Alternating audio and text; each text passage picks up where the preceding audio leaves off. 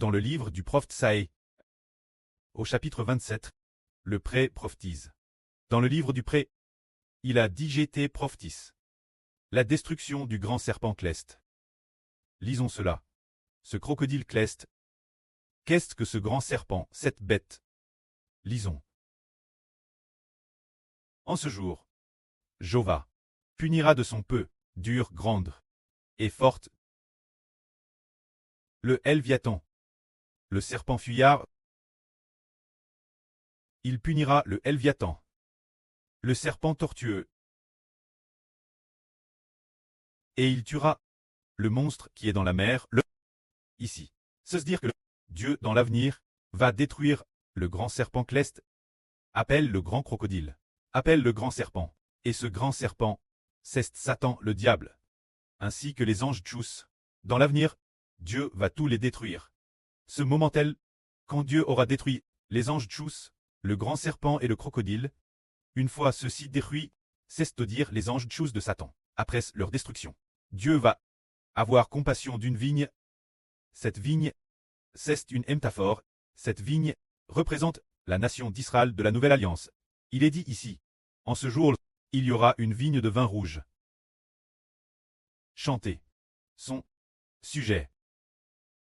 Moi, Jovagène, suis le gardien.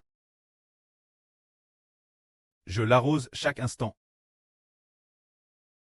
De peur qu'on ne l'attaque, je la garde nuit et jour. Il n'y a point en moi de colère. Si je trouve des ronces et des pines combattre, je marcherai contre elles. Je les consumerai toutes ensemble, en vie. Moins qu'on ne me prenne pour refuge, qu'on ne fasse la paix avec moi. Ici, il prophétise qu'il y aura une vigne. La vigne ici, le Seigneur dit, cette vigne de Dieu. Dieu dit, le Seigneur dit, le royaume de Dieu vous sera enlevé et sera donne une nation qui en rendra les fruits. En parlant de cette vigne, cela désigne l'Israël spirituel. Auparavant, plus t'étais dans le livre d'Esaü, il me semble au chapitre 5, ou au chapitre 6, Dieu a donné une parabole en disant, Dieu avait planté une vraie vigne, mais elle a produit des raisins sauvages. C'est pourquoi Dieu va détruire la vigne et ne la laissera pas subsister. Cette vigne dont on a parlé, frères démons, c'était la nation d'Israël de l'Ancien Testament. Mais, dans l'Apocalypse, et dans Saé, chapitre 27, il est dit propos de cette vigne, Dieu va constamment garder cette vigne, l'arroser chaque instant, la garder nuit et jour. Et de plus, Dieu n'a plus de colère. Et cette vigne fait référence au royaume d'Israël de la Nouvelle Alliance, parce que ce royaume d'Israël de la Nouvelle Alliance est M de Dieu. C'est un cure entier, qui n'appartient qu'au royaume de Dieu. Se dire cette nation, se dire le Fils du Seigneur Jésus-Christ, le royaume de frère Hébert, c'est la vigne. Alors, Dieu a prophétisé ainsi, Jacob prendra racine, juste après. Le pré dit ceci. Dans les jours venir, Jacob prendra racine, Israël poussera des bourgeons et fleurira. Et leurs fruits rempliront la surface de la terre. Jova frappe les Israélites. Se dire. Il est dit ici que l'avenir Jova, dans les jours venir, Jacob prendra racine, Israël poussera des bourgeons et fleurira. Ce qui fait référence aux jours venir. Quels sont ces jours? Ce sont les jours de cette époque. Se dire. L'Israël de la Nouvelle Alliance. Le royaume d'Israël de Jacob de la Nouvelle Alliance. Que frère Ashbert est en train de bâtir. Alors, ici, prendre racine signifie que, une fois qu'un arbre a pris racine, il grandit plus vigoureusement. Et de plus, il va bourgeonner et fleurir. Que signifie prendre racine? Cela veut dire que le peuple d'Israël de la Nouvelle Alliance doit consacrer toute sa vie, aimer Dieu, se dire quel point ils aiment Dieu profondément. C'est tout fait comme un arbre, la profondeur de ses racines, la profondeur de l'amour pour le Seigneur Jésus-Christ.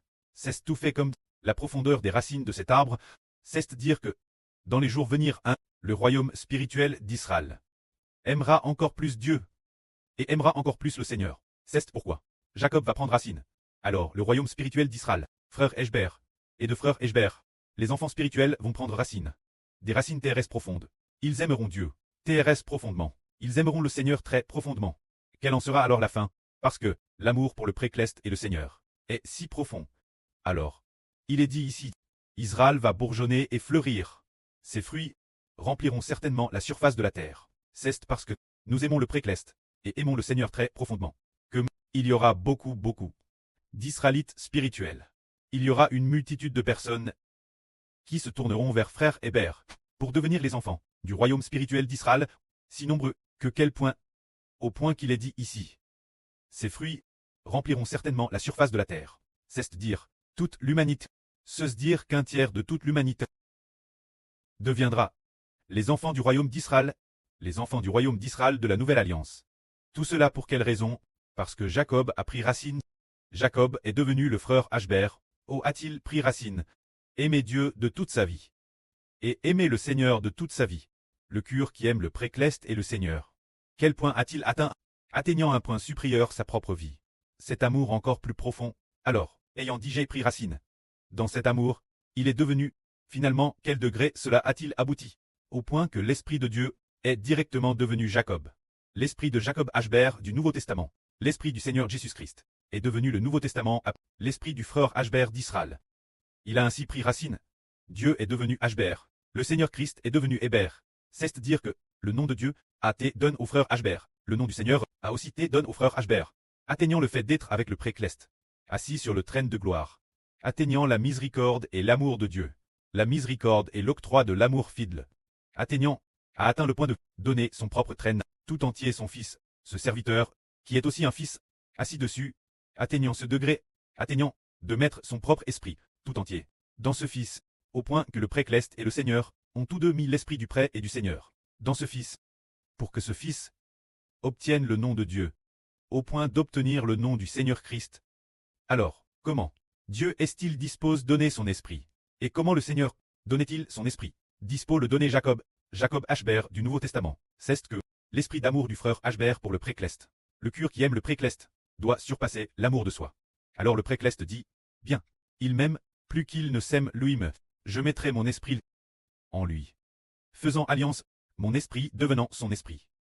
Et le Seigneur a fait de madame, en disant, oh, ce fils Ashbert m'aime aussi, plus qu'il n'aime sa propre vie. Je mettrai aussi mon esprit, avec celui de mon précleste, dans le frère Ashbert. Pour que ce fils Ashbert obtienne mon nom, et obtienne aussi le nom de mon précleste. Ainsi, Jacob a pris racine. Quel point l'enracinement est-il solide?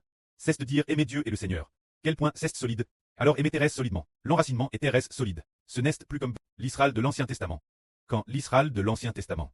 Sans parler de servir Dieu, sans parler de prendre racine, quand on disait de servir Dieu, il ne le voulait pas. Reconnaître le nom de Jéhovah Dieu. Il le prenait tort pour un autre Dieu.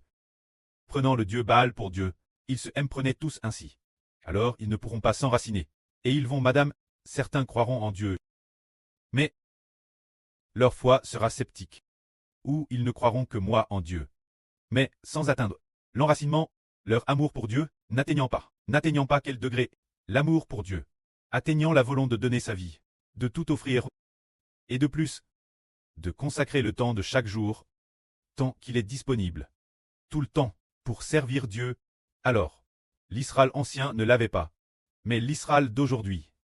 Là, aujourd'hui, le frère Ashbert de l'Israël de la Nouvelle Alliance, et les frères Essur, ont le sentiment de ne jamais en faire assez.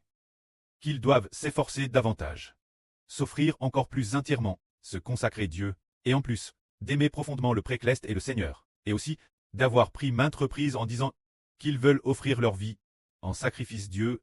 Ce groupe d'enfants est PRT cela. Alors se sont-ils enracinés? Ils se sont enracinés. Puisqu'il en est ainsi, alors, Israël doit germer et fleurir. Il germera et fleurira. C'est la fleur de l'Évangile. Le printemps de l'Évangile est sur le point d'arriver. C'est le début. Petit certains disent, et si nous allions croire le frère Ashbert, et si nous le coûtions prêcher la vie, il y a beaucoup de gens, lorsqu'ils commencent coûter, l'Évangile commence germer, commence bourgeonner. Ainsi, il a germe, ceux qui croient écoutent, sont nombreux. Les gens coûtent sans cesse, coûtent matin et soir, force d'écouter. Alors, l'Évangile a germe. Ensuite, l'Évangile apporte du fruit. Waouh! Germer signifie que la vie prêche par le frère Ashbert. Certains ont commencé à écouter l'Évangile, et ont fini par croire, et en croyant, ils ont eu une vie nouvelle. C'est cela porter du fruit, Pour quelle raison en est-il ainsi? Parce que Jacob s'est enraciné, TRS solidement enraciné. Quand c'est TRS solide, les gens de toute nation et tribu afflueront. Sous le nom de Jacob et du frère Eshber, de la nouvelle alliance.